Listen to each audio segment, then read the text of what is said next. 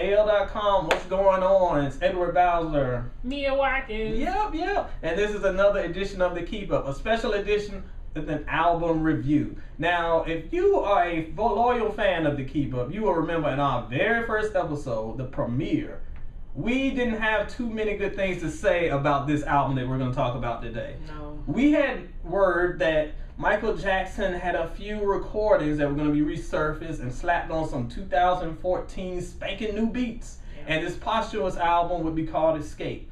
And with the history of R&B and hip-hop and posthumous albums, they don't really work out too well. Sounded like it was going to be a bit of a hot mess. A hot mess. But we have good news for you today, and I'm mad enough to admit when I'm wrong because this album is a lot better than I gave it credit for. Yeah.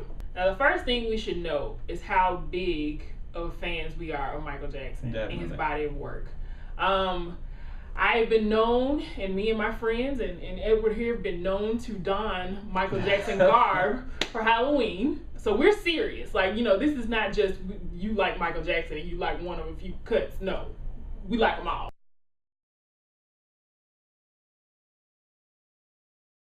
All right, here is the good about Escape. First of all, one of our biggest fears was being able to capture Michael's signature sound. And producers like Timbaland, Darkchild, Rodney Jerkins, they did that. These sound like authentic Michael tracks. And we shouldn't have been too worried because a lot of the stuff that Timbaland produced for Justin Timberlake last year sounded straight off of the Michael template. Absolutely. And that soul is really there. Like the song, and even a lot of the themes, like there's a song, Do You Know Where the Children Are? Mm-hmm. It's the typical Michael, let's save the world for our kids album song. Yeah. And of course the single, Love Never Felt So Good. That's just high energy Mike. Yeah, and I think it's important to note that Darkchild, Rodney Jerkins, also worked with Michael Jackson while he was still living. Yeah. So it was really easy for him to kind of encapsulate all that is Michael because he had a close relationship with him, a working relationship.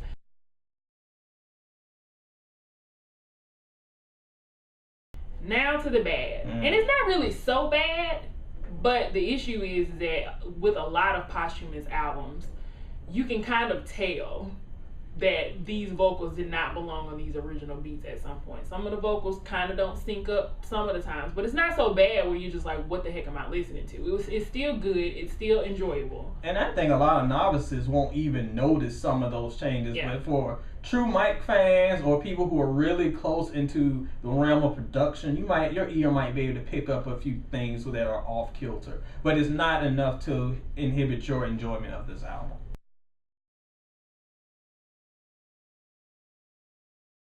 All right, our verdict. I'll go first, and I loved it. I thought it was an authentic album. I thought it felt like Mike. It got me hyped, and his voice still sounds great. Mm-hmm. So I would give it 4 glittery gloves out of 5. What about you? And I'm gonna go with 4 glittery gloves as well. I thought it was a lovely album. I mean, you can't be beat with, Darkchild production, Timbaland production, and Michael Jackson vocals. Like we talk a lot about his talent and his stage ability and his ability on the stage, but this man's voice is out of this world.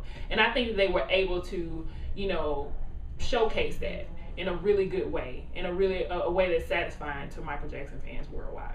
All right, thanks everybody for joining us, and remember, cop that album. Yep. Thanks for keeping up with the Keep Up. Bye.